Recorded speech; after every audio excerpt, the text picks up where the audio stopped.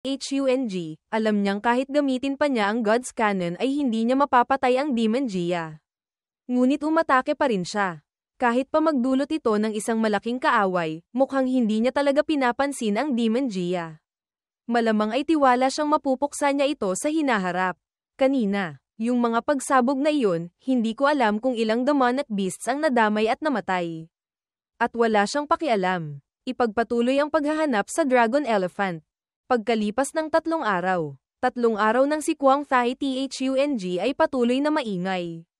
Walang pagtatago, hindi ko alam kung ilang makapangyarihang level 9 demonic beasts ang kanyang naistorbo. Kahit pa mga demon gods. Gayunpaman, wala nang demon god na nangahas pang lumabas at makipag-away sa kanya. Ito ang lakas ng 5 dakilang imperyo. Basta't hindi mo gagalitan ang 4 na dakilang divine lands. Isang warship lang ay sapat na para maghari sa buong kontinente. Sa sandaling iyon, biglang gumalaw ang salamin, monitoring device. Tumutok sa isang demonic beast sa ibaba. Agad tumayo ang Dragon Elephant. Inatake ang warship. Ang atake nito ay nagpayanig sa warship. Bilisan. I activate ang Grand Defensive Array. Nang ma-activate ang array, naging matatag muli ang warship. Hahaha. Dragon Elephant. Sa wakas, natagpuan din kita, Dragon Elephant. At saka, ang Dragon Elephant na ito ay nakakumpleto na ng kalahati ng kanyang metamorphosis. Malapit nang maging isang demon god. Kung maiinom ko ang dugo nito, ang aking Dragon Elephant art, tiyak na matagumpay na angat sa 13 level. Putukan ng kanyan. Isang malakas na pagsabog ang yumanig sa kalangitan. Ang mga puno sa paligid ay tinangay. Dahan-daang hamupa ang alikabok. Ang Dragon Elephant ay tinamaan at bumagsak. Hindi gumagalaw. Buhatin ninyo ang Dragon Elephant dito. Hahaha. Ang pagkakataong magpakitang gilas sa harap ni Crown Prince ay dumating na. Lahat kayo. Sabay-sabay tayong umakyat. Buhatin ninyo ang Dragon Elephant na iyon sa harap ni Crown Prince. Sa sandaling ito, bumilis si Yeming at naunahan sila. Hindi na kayo kailangan. Ako lang. Sapat na. Dumiretso si Yeming pababa. Sa tabi ng nakahigang Dragon Elephant. Uy, iyon yung batang humabol sa Zuan Bing Beast dati. Hindi kaya, gusto niyang buhatin ng mag-isa ang Dragon Elephant. Haha, interesante. Sinimulang buhatin ni Yeming ang Dragon Elephant gamit ang kanyang mga kamay. Ang napakalaking katawan ng Dragon Elephant ay dahan-daang naitataas. Nagawa niyang buhatin. Hindi kaya, nagawa niya talaga. Imposible. Iyon ay isang Dragon Elephant. May bigat na 20 milyong jin iyon. Huwag nang sabihing buhatin ang buong katawan. Isang paalang noon ay sapat na para madurog siya. Kung mangangahas siyang gawin iyon, o baliw siya. O mayroon siyang kakaibang kakayahan. Gusto kong makita kung anong uri siya. Sa sandaling ito, naitaas na ni Yeming ang Dragon Elephant sa ere. Nanginginig ang kanyang buong katawan dahil sa bigat nito. Diyos ko, nakakamangha ang lakas. Sa mundong ito, may tao palang kayang buhatin ng isang Dragon Elephant. Ang mas mahalaga pa, nasa Martial Master Realm pa lang siya. Kahit isang Martial Monarch, walang ganyang kalakas. May alam ka ba tungkol sa taong ito? Naguulat kay Crown Prince. Siya ay isang mamamayan ng Vermilion Bird Empire. May nagrekomenda sa kanya sa Vermilion Bird Army. Dahil sa kanyang likas na banal na lakas. At dahil nagpakita siya ng talento sa Vermilion Bird Army. Inirekomenda siyang sumali sa Divine Power Battalion. Hindi nagtagal. Hindi masama. Ang lakas ng buong katawan niya ay hindi bababa sa 20 milyong jin. Hindi na ito mailalarawan bilang likas na banal na lakas lamang. Tiyak na isa siyang kakaibang nilalang na may sinaunang bloodline talent. Mamaya, tanungin mo siya kung gusto niyang sumali sa Death Fight Battalion. Kung papayag siya, bigyan siya ng buong suporta. Opo, naiintindihan po ng inyong lingkod. Sa sandaling ito, nakababa na si Yeming sa lupa. Dahil sa sobrang bigat, pilit niyang pinapanatili ang balanse. Hay! Kung hindi ko lang sinabi kay Beiming na buksan ang selyo ng bahagi ng True Dragon Blood. Hindi ko talaga ito makakaya. Kahit na ang pagbukas ng lahat ng selyo ay marahil mas magaan ng di hamak, ngunit sa ganoong paraan. Malalantad ang aking bloodline. Sa ngayon, gamit ang lakas na 20 milyong jin, bahagya ko lang itong nagawa. Dragon Elephant, pasensya ka na. Ang gustong hamuli sa iyo ay ang Crown Prince ng Vermilion Bird. Kahit gusto kitang tulungan, hindi ko kaya, maari lamang kitang dalhin pabalik bilang tropeyo ng digmaan. Dahan-daang idinilat ng Dragon Elephant ang kanyang mga mata. Tao, hindi mo na kailangang magkunwari. Hindi lamang ako tao. Ipinakita ni Yeming ang kanyang Dragon Claws. Ito ay Dragon Claws. At mayroon ding True Dragon Aura. Ikaw ay mula sa True Dragon Clan. Tama ka, para mapadali ang paglalakbay sa mundo ng mga tao. Pinigilan ko ang aking True Dragon Bloodline. Sa pagkakaalam ko, ang ninuno ng Dragon Elephant ay mayroon ding True Dragon Blood. Marahil ay mararamdaman mo ito. Tunay ngang True Dragon Blood. Ang kadalisayan nito ay mas mataas pa kaysa sa nasa aking katawan. At saka, pinipigilan nito ang aking bloodline. Nagdudulot ito sa akin ng pakiramdam ng pagsuko. Pagkatapos kong mahuli, natatakot akong masama na ang aking kahihinatnan. Dahil sa ating ninunong bloodline. Umaasa akong maalagan mo ang aking kaawa-awang anak. Huwag kang mag-alala. Aalagaan ko siyang mabuti. Ngunit kailangan mong sabihin sa akin kung nasaan siya. Nakatira siya malapit dito. Nasa iyo ang Dragon Elephant Blood. Mararamdaman niyang malapit ka sa kanya. Kung hahanapin mo siya, tiyak na mahahanap mo. May gusto ka pa bang sabihin? Sasabihin ko ito sa kanya. Hay, wala na rin akong gustong sabihin. Sabihin mo lang sa kanya na huwag akong ipaghiganti. Masyadong malakas ang imperyo. Hindi niya ito kakayanin. Umaasa lang akong makakapagpatuloy siyang mabuhay. Hindi alam ni Yeming kung ano ang sasabihin. Alam kong gusto akong hulihin ng taong ito dahil sa Dragon Elephant Blood sa aking katawan. Ngunit ayokong gamitin niya ang aking dugo. Ngayon, wala na akong pagkakataong makatakas. Umaasa akong matatanggap mo ang aking dugo bilang regalo. Hindi maaari. Kung bibigyan mo ako ng dugo, papatayin ako ng Vermilion Bird Crown Prince. Ang ibibigay ko sa iyo ay hindi ordinaryong dugo. Ito ay 5 patak ng Dragon Elephant True Blood, na naipon ko sa loob ng 10,000 taon matapos kong bahagyang marating ang Demon God Realm. Ito ang lahat ng esensya sa aking katawan. Dragon Elephant True Blood. Ang Dragon Elephant True Blood ay halos katulad ng True Blood mula sa dugo ng sinaunang Dragon Elephant. Narinig kong ang sinaunang Dragon Elephant ay kayang pasanin ang buong mundo at kalawakan. Ang dugo nito, sa bawat patak na malilikha, ay maaaring magdagdag ng 8 bilyong gin ng Dragon Elephant Power. Kung makukuha ito ni Master, maaari niya itong linisin ng buo. Sagot ni Beiming, maaari lamang linisin ang maliit na bahagi bawat beses. Dahan-daang tanggapin. Kung hindi makakayanan ng katawan ang atake ng ganoong kalakas na puwersa. Ang 5 patak na True Blood na ito ay napakahalaga. Ibigay mo ang 2 patak nito sa aking anak. Ang natitirang 3 patak ay para sa iyo. Pakiusap, tiyakin mong magagawa mo ito. Nakatanggap ako ng 3 patak ng True Blood mula sa iyo. Nahihiya ako. Sa ngayon, hindi kita kayang iligtas. Umaasa akong maiintindihan mo. Hindi na mahaba ang buhay ko. Kung maibibigay mo ang 2 patak ng True Blood sa aking anak, lubos na akong masisiyahan. Hindi ko na hinihiling na iligtas mo pa ako. Makalipas ang ilang sandali, nadala na ni Yeming ang Dragon Elephant sa barko. Tumingin si Kwang Thai Thung kay Yeming, gantimpala. Sabi ng isang tauhan, may gantimpala si Crown Prince. 1,000,000 martial god coins.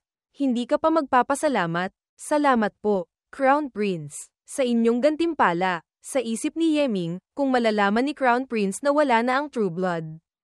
Hindi ko alam kung ano ang iisipin niya. Nahuli na ang Dragon Elephant. Bumalik na sa imperyo. Agad bumilis ang warship pabalik. Samantala, sa isang lugar sa kagubatan ng mga demonic beast, may mga aninong nakatayo na lumitaw pagkaalis ng warship. Ang Crown Prince ng Vermilion Bird Empire, tunay ngang mayabang. Talagang hindi kami pinapansin. Kaming mga Divine Ming. Maliit na demonyo na hindi alam ang taas ng langit at lalim ng lupa. Akala mo madali kaming apihin. Hindi mo alam. Malapit ka nang mamatay. Noon, nakipagtulungan kami sa Outer Heaven Demons para atakihin ang Tungtian Divine Scholar. Isang nakamamatay na atake, kung walang proteksyon ng Tungtian Divine Scholar. Ang Vermilion Bird Empire ay hindi makakatagal kahit isang atake. Ang susunod na hakbang, hihintayin na lamang ang pagkilos mo. Bull Demon God, at ni Fire Phoenix God. Malapit na. Ang malaking bagay na ito, paparating na. Pagdating ng panahon, ang 4 na natitirang imperyo ay magiging abala sa sarili nilang mga problema. Tiyak na hindi nila tutulungan ang Vermilion Bird Empire. Maaari na nating ganap na sakupin ang Vermilion Bird Empire. Magkakaroon tayo ng 10 trilyong tao bilang mga alipin. Sige, maghanda na ang bawat isa. Agad na umalis ang mga Divine Ming. Nawala sa lugar na iyon. Bumalik sa worship ni Kuang Thai Thung. Kinokolekta niya ang dugo ng Dragon Elephant para sa cultivation. Bigla siyang may napansing mali. Anong nangyayari? Bakit ganito? Ang dugo ng dragon na ito, napakasama ng kalidad. Ang Dragon Elephant power sa loob ay napakakaunti. Kahit ubusin ko pa ang dugo nito, hindi ako makaka-breakthrough kahit sa pinakamababang unang level. Nananatiling nakapikit ang Dragon Elephant. Walang sinasabi. Hindi magsasalita. Ha, sige. Kunin ninyo lahat ng dugo niya. Tingnan natin kung gaano siya katagal makakatagal. Ang mga sundalo ay may hawak na sandata. Tinutusok ang paligid ng katawan ng Dragon Elephant. Sunod-sunod nilang tinusok ang katawan nito. Kaya't damaloy ang dugo nito sa buong sahig ng barko. Tahimik pa rin ang Dragon Elephant. Walang sinasabi. Hayop. Hindi pa rin nagsasalita. Nagalit siya at gumamit ng gintong kadena sa katawan ng Dragon Elephant. Magsasalita ka ba? Tahimik pa rin ito. Walang sinasabi. Napanood ni Yeming ang eksena. Hindi makapagsalita. Mamatay ka na. Nagpakawala ng nakamamatay na atake si Kuang Thai Thung. Tumama diretso sa ulo ng Dragon Elephant. Isang malakas na pagsabog ang umalingaw-ngaw. Sumabog ang ulo ng Dragon Elephant. Ang kaluluwa nito ay dahan-daang lumalabas sa katawan. Sana hindi mo sirain ang iyong pangako. Sa isip ni Yeming, sinabi kong gagawin ko. Gagawin ko. Tiyak na ibibigay ko ang true blood sa iyong anak. Makakaasa ka. Salamat. Pagkatapos, lumipat ang eksena sa Divine Power Battalion. Sa silid ni Ji Wagao, Yeming, ang pagpunta sa Vermilion Bird Empire ay dahil gustong pamunuan ni Kuang Thai Thung ang hukbo para salakayin ang Zuan Tian Great World. Sasamantalahin ko ang pagkakataon para sumama sa hukbo. Maghanap ng paraan para makakuha ng posisyon. Pagkatapos magpadala ng hukbo si Kuang Thai Thung. Kasabay noon, mag-iimbestiga ako ng balita sa Zuan Tian Great World. Hahanapin sila NHI. Sa ngayon, marami na akong naipakitang gilas sa harap ni Kuang Thai Thung. Batay sa kalkulasyon ng karma, hindi magtatagal. Magpapadala siya ng tao para hanapin ako. Habang naghihintay, sisikapin kong palakasin muna ang aking katawan. Sa kasalukuyan kong katawan, kaya ko lamang linisin ang maliit na bahagi ng isang patak ng True Blood. Kahit ganoon pa man, marahil ay malaki pa rin ang maitutulong nito sa akin. Ang patak ng True Blood ay dahan-daang pumapasok sa katawan ni Yeming. Ang buong katawan ni Yeming ay dahan-daang lumalaki. Sabi ni Beiming, Master, gamitin mo agad ang Starlo para palakasin ang katawan. Kung hindi, sisubog ka dahil sa sinaunang Dragon Elephant power. Nag-ipon ng kamay si Yeming at ginamit ito. Sige, bumalik sa normal ang kanyang katawan. Ang Starlo ay dahan-daang nagpapayelo sa buong katawan ni Yeming. Lumipas ang panahon. Ang yelo sa katawan ni Yeming ay dahan-daang nagkakabitak-bitak. Patay na. Ang lakas ng Dragon Elephant True Blood ay masyadong mapanakop.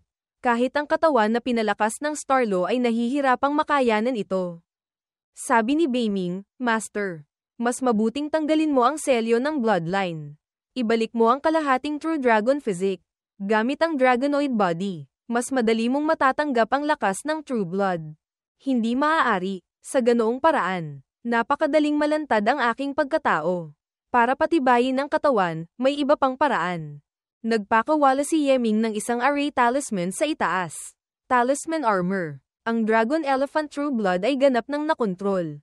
Pagkalipas ng 7 araw, dahan-daang idinilat ni Yeming ang kanyang mga mata. Dragon Elephant Art, breakthrough sa ika-10 level. Napabuntong hininga si Yeming, hindi ko inaasahan. Isang maliit na bahagi lang ng Dragon Elephant True Blood na ganito, nagawa pang magdagdag ng 20 milyong Jin sa aking lakas. Ang Dragon Elephant Art ay direktang umangat mula sa ika-5 level hanggang ika-10 level. Ngayon, kung lakas lang ang pag-uusapan, pagkatapos tanggalin ang selyo ng bloodline, kaya ko pa ring talunin si Kuang Thai Thung. Biglang tumalon si Xiaobao, little treasure sa balikat ni Yeming.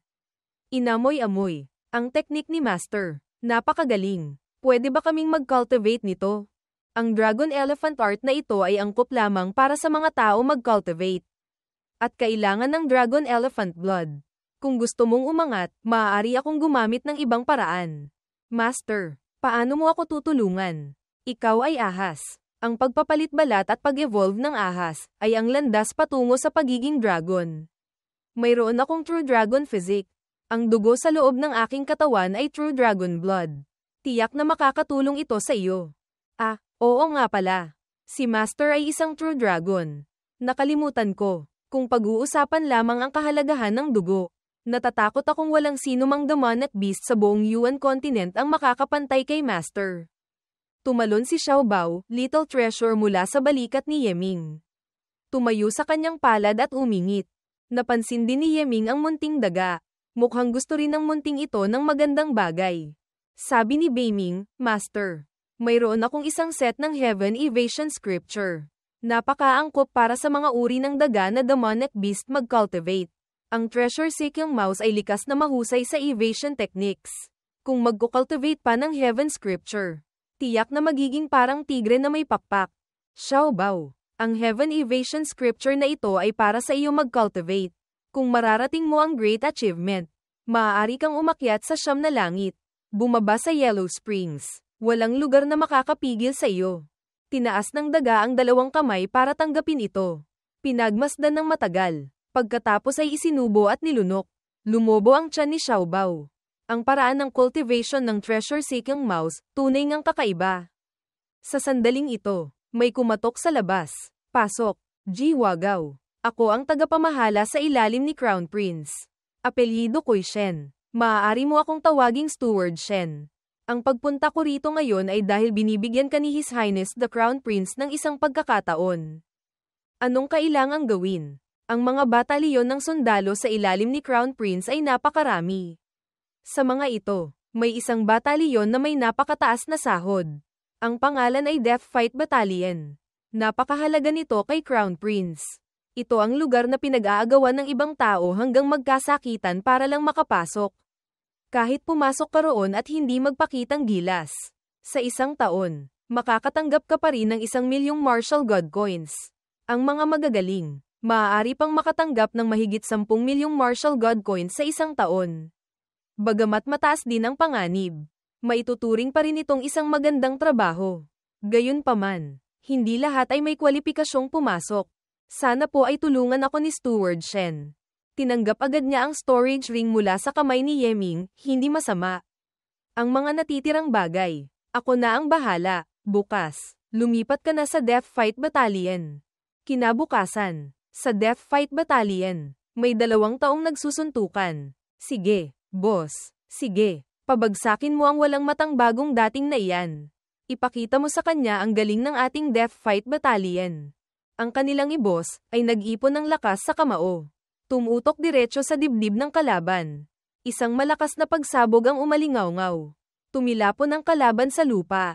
Bata, sumusuko ka na ba? Dumura siya. Nagpapakita ng pagkasuklem. Hindi ako si Suko. Haha, hindi si Suko. Kung gayon, bubugbugin kita hanggang sa sumuko ka. Ang galing ni boss. Itong bagong dating na hindi alam ang taas ng langit at lalim ng lupa. Nang ahas pang hominin si boss. Tiyak na tuturuan siya ni boss ng leksyon hanggang maging masunurin. Kung hindi, wala na siyang mukhang ihaharap pa sa ating mga kapatid. Isang malakas na bang, ang umalingaw-ngaw. Bumagsak siya ng patihaya sa lupa. Sumusuko ka na ba?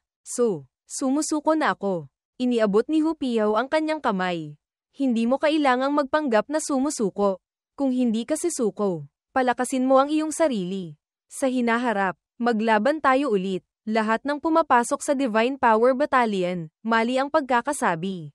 Dapat Death Fight Battalion, ay kapatid ko. Si Hu Piao. Hinding-hindi ko tatakasin ang hamon ng isang kapatid. Mahigpit niyang hinawakan ang kamay nito at idineklara.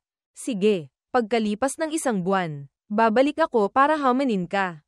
Kung matalo ka, kailangan mong ibigay sa akin ang pagiging boss.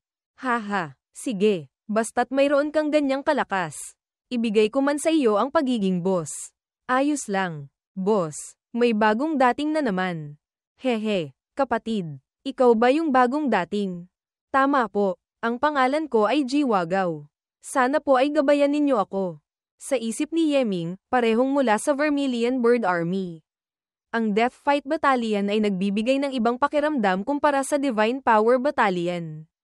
Hindi masama, ang ating Death Fight Battalion ay may isa na namang kapatid. Ang pangalan ko ay Hupiyaw. Ako ang battalion commander ng Death Fight Battalion, sa pagitan nating mga kapatid.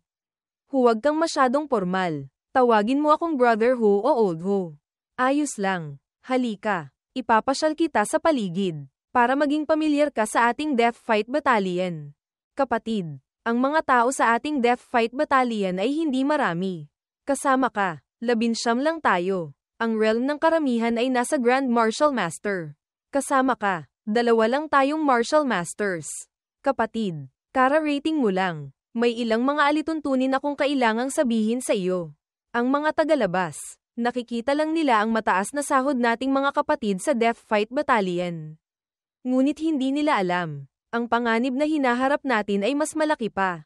Hindi kalabisan na sabihin, tayong mga Death Fighters ay kumakain sa bingit ng kutsilyo.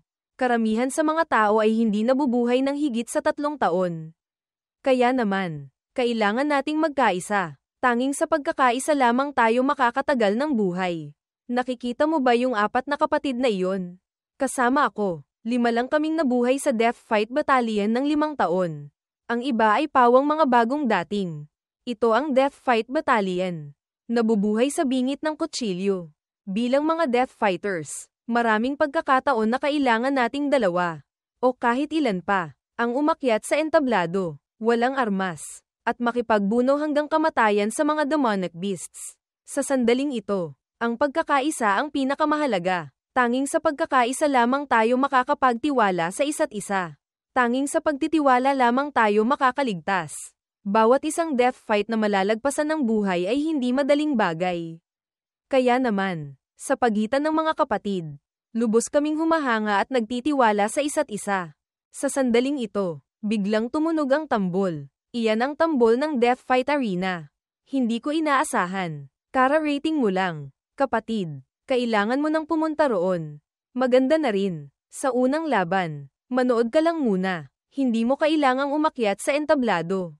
Paminsan-minsan, manood ka rin. Lumipat ang eksena sa Eternal Death Fight Arena. Ang Eternal Death Fight Arena ay ang lugar na madalas puntahan ng mga maharlika ng Azure Dragon Empire.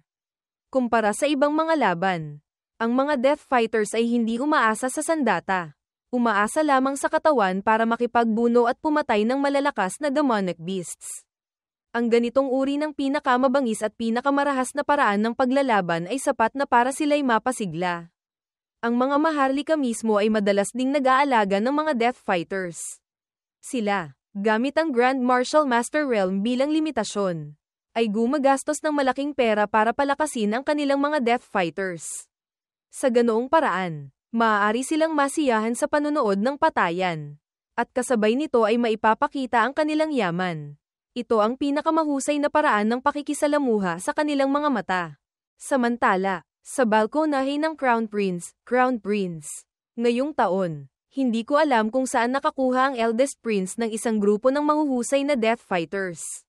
Sa bawat pagkakataon, natatalo nila ang ating mga Death Fighters. Nagdudulot ito ng inis sa inyo. Kung gayon, bakit nyo pa rin tinanggap ang kanyang imbitasyon? Malaki ang ginastos niya. Hindi rin naman ako nagpakita ng awa. Nitong mga nakaraang taon, marami na akong na-recruit na Death Fighters na may potensyal. Espesyal kung pinahuhusay, lalo na ilang araw lang ang nakalipas. May isang bata na may 10,000 milyong Jin na lakas. Sa pagkakataong ito, baka sakaling magpakita siya ng hindi masamang gilas.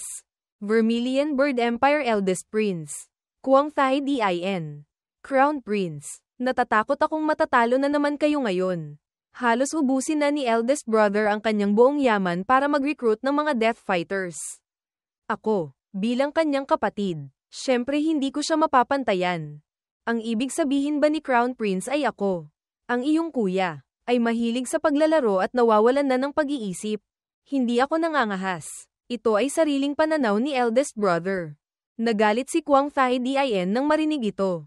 Bago ipanganak si Kwang Thai Thung. Si eldest brother ang pinakamaswerte at may pinakamagandang kapalaran sa lahat ng mga prinsipe. Mayroon pa siyang pambihirang talento. Matatag siyang nakaupo sa posisyon ng Crown Prince. Walang kapantay ang karangalan. Pagkatapos, ipinanganak si Kwang Thai Thung. Likas na may kakaibang tanda. Ang kanyang swerte at kapalaran ay nakakamangha. Ang kanyang talento ay mas mataas pa kaysa kay eldest prince. Mabilis siyang itinalaga bilang bagong crown prince. Si eldest prince, nawalan ng posisyon ng crown prince. Dahil dito, nagtanim siya ng galit. Madalas siyang gumagawa ng maliliit na pakana para ipahamak si Kwang Thai Thung.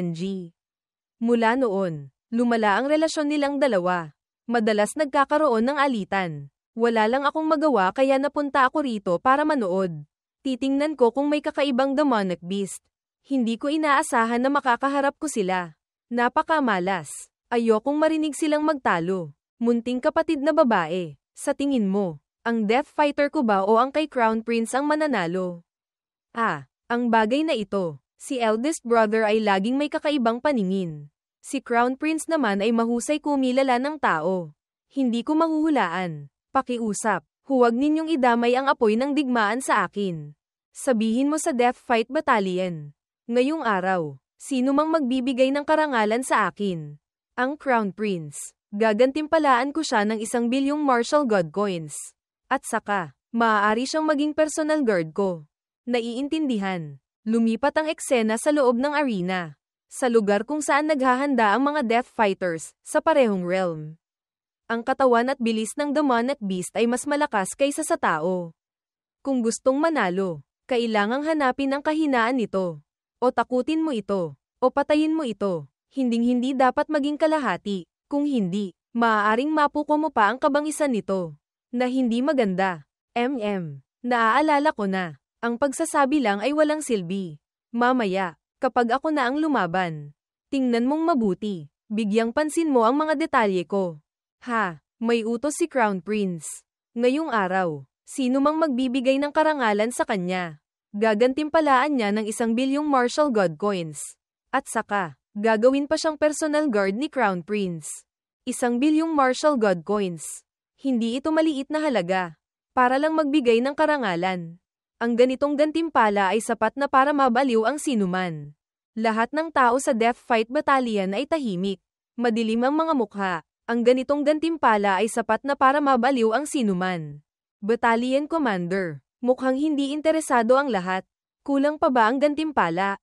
Kapatid, gaano man karami ang pera, kailangan pa ring ipagpalit ng buhay. Kahit mag-alok pa si Crown Prince ng 1 trilyong. Ganito pa rin ang magiging reaksyon namin. Tandaan mo ito, habang mas mataas ang gantimpala, mas malaki rin ang panganib. Ngayong araw, kailangan nating lumaban ng 5 beses. 3 laban sa iisang hayop. 1 laban sa maraming hayop. 1 laban na magulo. Ang unang haharapin ay isang 4th grade demonic beast. Ang earth-shaking Rhino Bull. Ang hayop na iyon ay may pambihirang lakas. Napakahirap kalabanin. Ang gantimpala ay 30 milyong martial god coins. Sino ang gustong lumaban? Boss, ang labang ito, para sa akin na. Sige, Man Niu. Mayaman ka sa karanasan. Malakas ka rin. Ang unang laban ay ikaw na ang lalaban. Ang ikalawang laban ay isang 4th grade demonic beast. Ang Illusion Shadow Lynx. Ang bagay na ito ay kasing bilis ng kidlat. Ang 4 na paa ay malalakas. Napakalupit at brutal. Ang mananalo ay makakakuha ng 50 milyong martial god coins. Sino sa inyo ang gustong lumaban? Para sa akin na. Sige, Qing Feng. Mabilis kang kumilos. Ang pagharap sa Illusion Shadow Lynx ay hindi ka malalamangan. Ikaw na ang lalaban. At ang ikatlong laban. Ang ikatlong laban. Ako na ang bahala. Kalokohan. Ang ikatlong laban ay isang 5th grade demonic beast. Ang Ghost Tiger. Ang lakas nito ay katumbas ng isang martial ancestor. Siya ang pinakamahirap kalabanin sa lahat ng demonic beasts. Ang iyong realm ay nasa martial master pa lamang. Paanong makakaharap mo siya? Ano? Ghost Tiger ba? Napakahirap kalabanin ng Ghost Tiger. Kahit isang ordinaryong martial ancestor ay hindi niya kalaban. Tapos ipapalabas pa nila ang demonic beast na iyon. Determinado ba ang kabilang panig na may mamatay sa Death Fight Battalion? Sino ang hindi nagsasabi niyan? Para sa mga maharlikang iyon, hindi sapat na tao lang ang pumapatay ng demonic beast. Kailangan ding hayaan ang demonic beast na kumain ng tao para mas maging exciting. Ang labang ito, ako na ang lalaban. Hindi maaari, boss. Kahit ikaw pa, mahihirapan kang lumampas sa malaking agwat ng realm para pumatay ng kalaban. At saka, sa parehong realm, ang demonic beast ay likas ng mas malakas kaysa sa martial artist. Ang Ghost Tiger ay isang napakahirap kalabanin na nilalang sa mga 5th grade demonic beasts. Kung magkakamali si boss, sino ang mamumuno sa mga kapatid? Ang labang ito, mas mabuti pang ako na lang ang lumaban. Tingnan ninyo ang sinasabi ninyo. Pupunta ba ako para magpakamatay? Masasabi kong sa Death Fight Battalion. Ako ang may pinakamaraming panalo. Ako lang ang may pinakamalaking tsansang makabalik ng buhay. Huwag na kayong magmukhang parang namatayan dyan. Malapit na akong kumita ng malaki. Ito ay isang magandang bagay. Boss, hindi ko maintindihan kung ano ang pinag-iingayan ninyo. Sinabi ko na, ang labang ito, ako ang lalaban. Hindi ba ninyo alam ang pagkakasunod-sunod? Kapatid, buhay at kamatayan ang usapan. Ang pagharap sa Ghost Tiger na iyon. Kahit ako ay hindi sigurado kung mananalo. Talagang gusto mong umakyat? Oo, sigurado ako. At saka, tiyak na matatalo ko siya. Napabuntong hininga na lang si Hupiyaw, kung ganyan kalaki ang tiwala mo, kung gayon. Ako, bilang iyong battalion commander, syempre pipiliin kong maniwala sa aking tauhan. Sige, ang ikatlong laban ay ikaw na ang lalaban.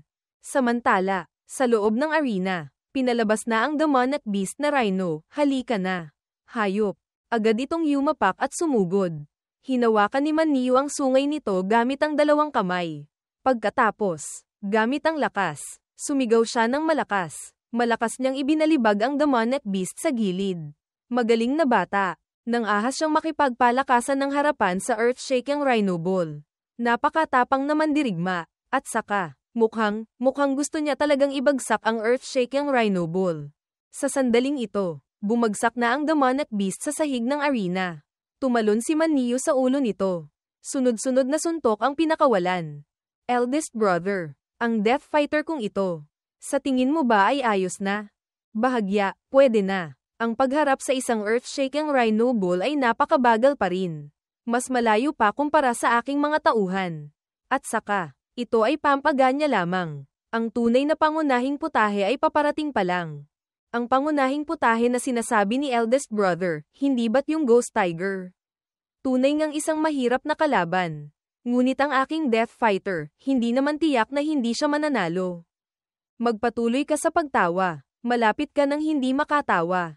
Sa sandaling ito, natapos na ni Manniyo ang kanyang laban. Ha ha ha, isang napakalaking panalo. 30 milyong martial god coins. Nasa kamay na. Ngayong gabi, si Manniyo ang mag-iimbita sa mga kapatid na uminom at magsaya. Isang salita lang. Ngayong gabi, pupunta tayo sa Chunfanglu, Pavilion of Many Fragrances. Uubusin natin ang pera mo. Haha, pagdating doon, ibibigay ko ang pinakamagandang babae sa mga kapatid. Uy, bakit hindi ko makita si Qingfeng? Hindi kaya, lumabas na siya para lumaban. Tama ka, noong kakatapos mo lang talunin ang earth-shaking Rhino Ball. Lumabas na siya para lumaban. Huwag na tayong tumayo rito.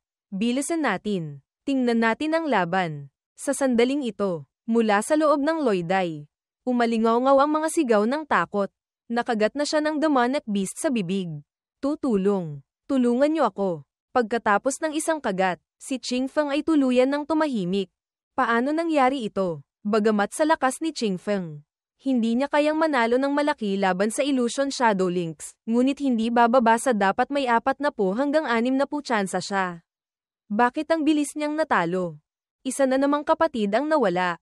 Kung pinili natin ang landas na ito, syempre handa na rin tayong mapatay. Kahit ganoon pa man, umaasa pa rin akong mabubuhay kayong lahat. Jiwagaw, ang susunod na laban ay ikaw na. Kailangang mag-ingat ka ng husto. Boss, huwag kang mag-alala. Babalik akong buhay. Uy, hindi ako nagkamali ng dinig. Hindi ba? Tinawag ni Jiwagaw ang ating boss na boss. Tama ka, dati. Malinaw na tinatawag niya itong battalion commander. Mukhang ang Death Fighter sa ilalim ni Crown Prince ay hindi rin naman pala magaling. Tahimik si Kwang Thai Thung. Madilim ang mukha. Eldest Prince. Ang resulta bang ito ay kasiya siya sa inyo? Hindi masama. Ang Death Fighter sa ilalim ni Kwang Thai Thung. Kahit 10 palitan ay hindi nakayanan. Sapat na para mapahiya siya. Ngunit, gamit lamang ang antas na ito. Hindi pa rin sapat. Eldest Prince. Huwag kang mag-alala. Ang susunod na laban ay ang pinakamalakas na demonic beast sa Death Fight Arena ang lalabas. Ngayong araw, ang Ghost Tiger. Para harapin ito, balak sana ni Crown Prince na ipadala ang pinakamalakas niyang Death Fighter. Gayunpaman, matagal ko nang ginalaw ang Ghost Tiger. Tulad ng Illusion Shadow Links na iyon. Ang ikatlong laban ng hayop na ito, tiyak na magdudulot ng sakit kay Crown Prince. Inaasahan ko ang iyong ipapakita. Bagamat si Crown Prince ay may espesyal na talento at pambihirang swerte. Ako, bilang kanyang kuya, ay talagang hindi makakapantay. Ngunit ang pag-aalaga ng Death Fighter na ito, hindi ako sigurado. Sa huli, kailangan pa ring gumastos ng pera. Ang ibig sabihin ba ni eldest brother ay ako, si Kwang Thai Thung, ay hindi kayang gumastos ng ganitong halaga? Sino ang susunod na lalaban? Naguulat po kay His Highness. Si Ji Wagaw po. O, yung taong nagbuhat ng Dragon Elephant pabalik. Hindi masama. Nararamdaman kong may potensyal siya. Kung magagawa niyang manalo ng maganda sa susunod na laban, gagantimpalaan ko siya ng 100 bilyong martial god coins. Ha, 100 bilyong martial god coins. Ang bagay na ito, paano? Hindi kaya, pati ikaw ay nararamdaman mong hindi ko kayang ilabas ang ganitong halaga. Hindi po nangangahas. Hindi po nangangahas. Sa ibaba ng Loiday, lumabas na ang demonic beast na Ghost Tiger. Dahan-dahan ding lumabas si Yeming. Owa, anong nangyayari dito? Bakit ang lumabas para lumaban ay isang martial master? Isang martial master na lalaban sa isang 5th grade demonic beast. Malinaw na isang sakripisyo. Murang kabayo. Ano pa ang tinitingnan? Ibalik ang pera. Hindi kaya, naubusan na ng tao si Crown Prince. Nagpadala pa ng isang martial master para harapin ang Ghost Tiger. Hindi kaya, talagang naniniwala si Crown Prince na kayang talunin ng isang martial master ang isang martial ancestor. Kung ganyan katiyak si eldest brother, nangangahas ka bang tumaya ng isang laro sa akin? Maaari kung isang la ang mga tindahan sa Vermilion Bird Street. Tataya akong mananalo ang aking Death Fighter. Ang Vermilion Bird Street ay ang pinakaabalang komersyal na kalye sa southern capital ng imperyo. Bawat pulgada ng lupa ay ginto. Ang mga tindahan ni Kwang Thai Thung sa Vermilion Bird Street ay umaabot sa mahigit 10. Ang halaga ay hindi bababa sa 3 hanggang 500 bilyong martial god coins. Tapos, itataya niya lahat sa isang iglap. Ano na, eldest brother? Ayaw mo bang tumaya, kahit sa isang prinsipe na tulad ko? Ang daan-daang bilyong martial god coins ay tiyak na maituturing na malaking yaman. Talagang gusto mo itong ilabas para itaya. Ano na, eldest brother? Hindi ka ba naniniwala sa iyong sariling mata? O natatakot ka na sa loob mo? Kung gayon, hindi na tayo tataya. Baka sabihin pa ng iba na inaapi kita. Eldest brother, hindi ako nangangahas. Si Crown Prince ay talagang mahusay magbiro.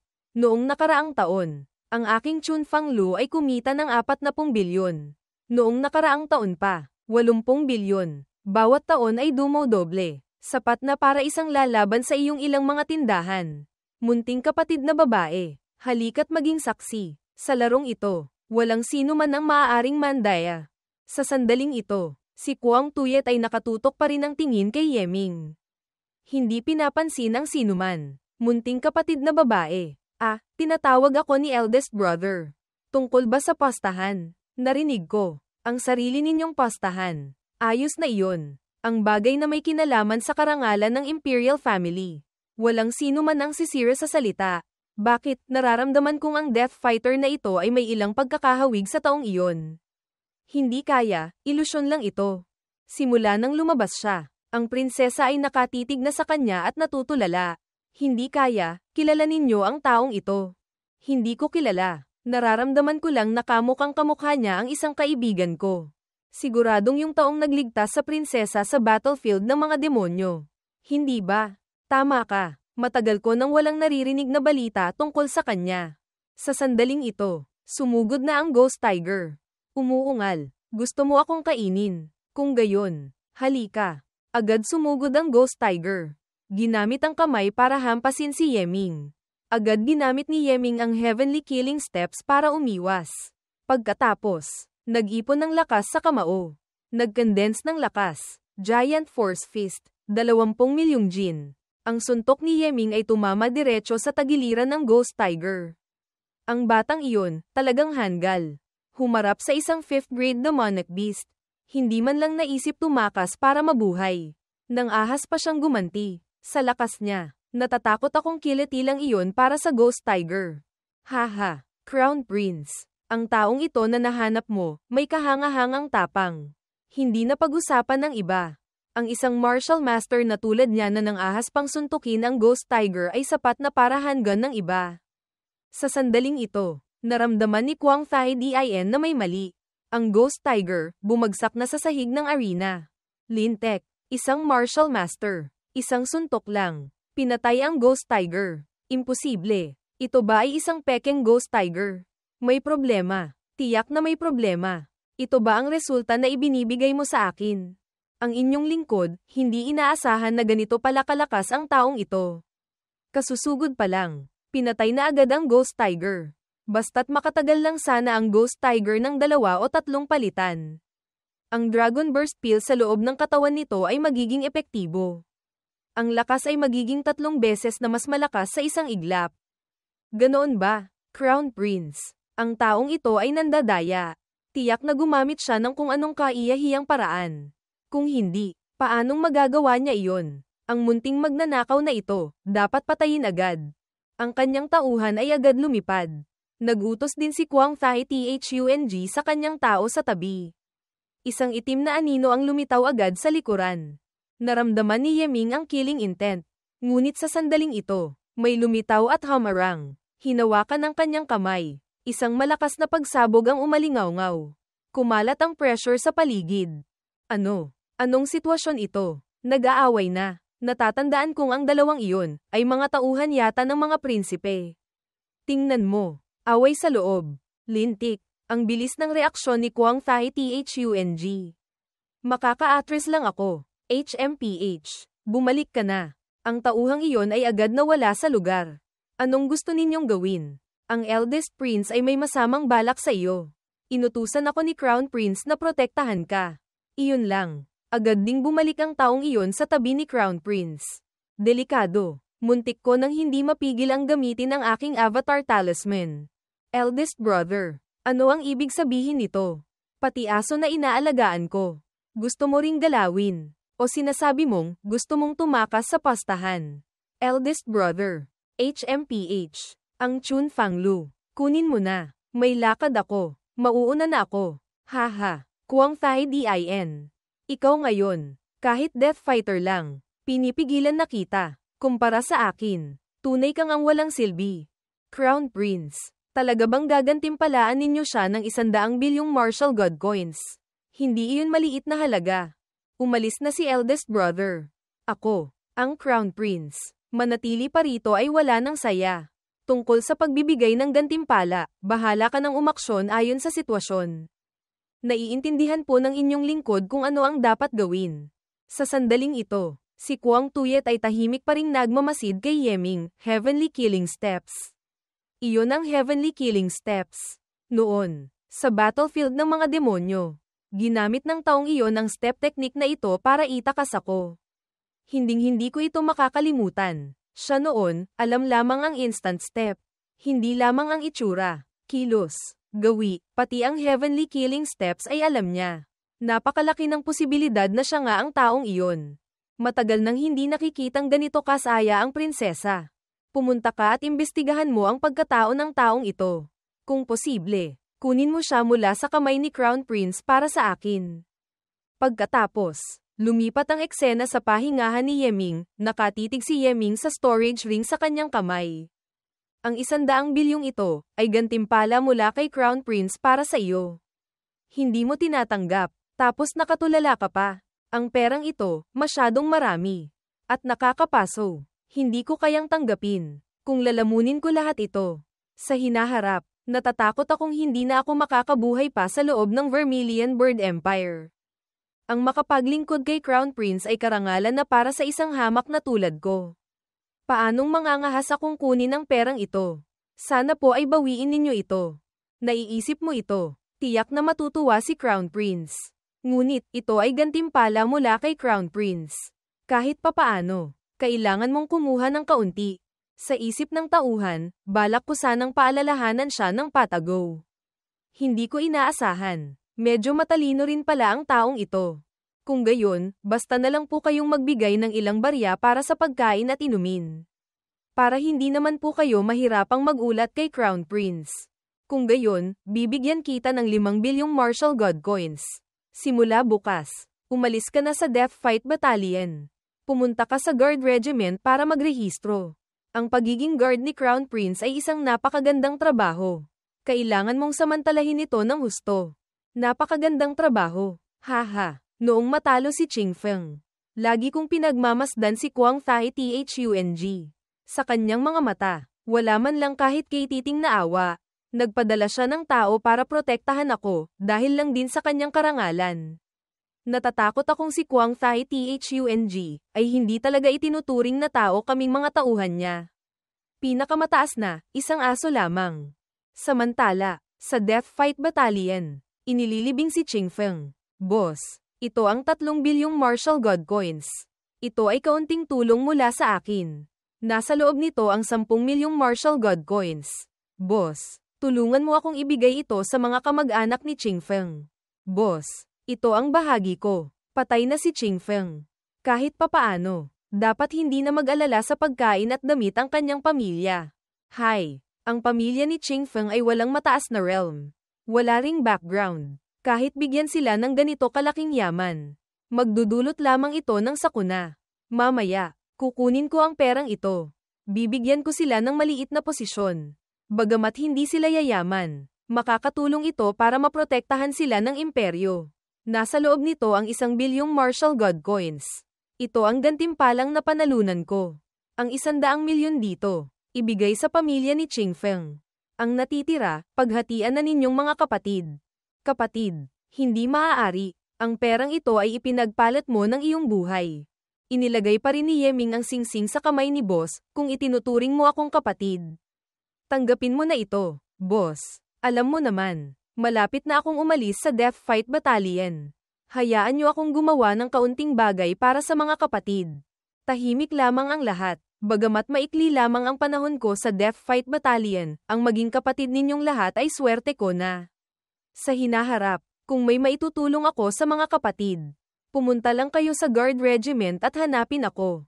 Sa totoo lang, ang pagkamatay ni Ching Feng ay malaking dagok sa mga kapatid. Lahat kami ay naghihinala na may lihim na operasyon. Hindi lang namin sinasabi. Pagdating ng susunod na grupo ng mga bagong dating, sunod-sunod na kaming aalis sa Death Fight Battalion. Mga kapatid, naisip niyo na ba ang inyong mga susunod na hakbang? Ako, sa Shangzuan Street sa Shang Country. Mayroon akong isang kamag-anak na nagngangalang Ji Xuanbing. Kung wala kayong mapupuntahan, maaari kayong pumunta at hanapin siya. Sige, Ji Xuanbing sa Shangzuan Street. Tandaan namin iyan. Sa hinaharap, kapag wala na kaming mapupuntahan, pupunta kami para makipagsapalaran kasama mo. Kapatid, pagdating ng panahon, huwag mo kaming pandidirian ha. Haha. Kinabukasan, sa Guard Regiment, tingnan nyo, bagong dating, mukhang galing sa Death Fight Battalion. Death Fight Battalion, hindi ba't lugar iyon ng mga alipin? Paanong karapat dapat siyang pumunta sa Guard Regiment? At saka, ang realm niya ay napakababa. Kahit Grand Martial Master ay hindi pa nararating. Anong pangalan mo? Ang inyong lingkod po, Ji Wagao. Dati po akong nagtatrabaho sa Death Fight Battalion. Dahil nakagawa po ako ng kontribusyon, napunta po ako sa Guard Regiment. Ang pinakamahina sa ating Guard Regiment ay dapat Martial Ancestor. Talagang hindi ko maintindihan. Bakit gusto ni His Highness the Crown Prince na pumasok dito ang isang munting Martial Master na tulad mo? Nasa loob ang mga basic martial tools na ibinigay sa iyo. Dapat mong pasalamatan at tanggapin ito. Ha! Ang marangal na guard regiment ng Crown Prince ng Vermilion Bird, ganito lang pala kasirang mga gamit ang kayang ibigay. Kung ganito lang din, mas mabuti pang bumalik na lang ako sa Death Fight Battalion. Tumigil ka. Sa isip ng captain, patay na. Gusto ko lang siyang bigyan ng kaunting pagpapakita ng kapangyarihan. Kung malalaman ito ni Crown Prince, hindi bababa sa mapapatawan ako ng kasalanang hindi pagtupad sa tungkulin. Tumigil ka sabi. Kung hindi, ang kahihinatnan, kaya mo bang akuin? Ang balikat ko, hindi kahit sino ay maaaring hawakan. Hinawakan ko na. Ano naman ngayon? Bigla siyang nagulat nang makita ang kanyang braso na dahan-daang nagiging kulay ube. Mabilis niyang inalis ang kamay mula sa balikat ni Yeming. Lason. Nang ahas kang lasunin ako. Guard Captain Duan Qing. Bilisan mo. Ibigay mo ang antidote. Nang ahas kang galitin si Second Master Duan. Ikaw, sawa ka na bang mabuhay? Ayusin siya. Sa sandaling ito, biglang bumagsak ang mga taong iyon. Lahat sila ay nalason. Lason. Paanong, nilason kaming lahat ng taong ito? Lintik. Ayoko pang mamatay. Ang kasuklam-suklam na bagay na ito. Mabilis siyang kumain ng isang detoxification pill. Ano ba talagang lason ito? Bakit walang epekto ang detoxification pill? Ang taong ito, tiyak na isang dalubhasa sa paggamit ng lason. Sumusuko na ako. Bilisan mo. Alisin mo ang lason sa akin. Sabihin ko sa iyo ang totoo. Ang guard captain ng guard regiment, si Duan Shi, ay ang aking tunay na kapatid. Kung may mangyari sa akin, hindi kanya patatawarin. Tinapakan ni Yeming ang ulo ni Duan Qing. Tanga ka ba? Aling mata mo ang nakakita na ako ang naglason? Anong kinalaman nito sa akin? Isang inosenteng bagong dating na tulad ko. Unang beses magulat, pagpasok ko pa lang, nakita ko kayong lahat na hindi ko alam kung sino ang naglason hanggang mamatay. May kinalaman ba ito sa akin? Lintek, talagang nang ahas kang patayin kaming lahat para patahimikin. Sa sandaling ito, may pumasok. Sige na, hanggang dito na lang ang gulo. Ako ang guard captain ng guard regiment, si Duan Shi. Ang bagay na ito, si Duan Qing ang unang nagpakita ng kawalang galang. Munting kapatid, pagbigyan mo ako, alisin mo na ang lason. Sa ibang araw, iimbitahan kitang uminom bilang paghingi ng tawad. Ang inyong lingkod, susunod sa utos. Sa isip ni Yeming, magkapatid sa iisang ina. Bakit ang laki ng pagkakaiba? Ang isa ay marunong makisama. Ang isa naman ay isang basura. Huminga si Yeming ng isang buga ng lason. Ganoon lang, naalis na. Napakagaling na paraan. Ang bagay na ito, kung sa battlefield.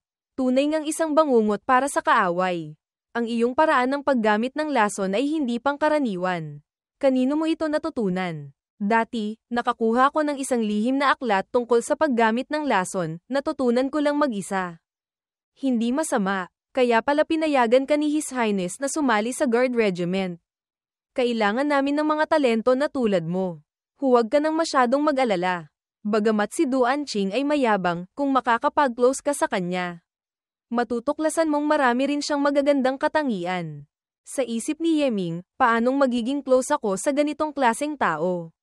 Duan Qing, pumunta ka at ayusin mo ang isang silid para kay Brother G. Ang mga gamit na dapat ibigay. Ibigay mo lahat sa kanya. Hindi na dapat siya pahirapan pa. Naiinis ang mukha ni Duan Qing. TSK.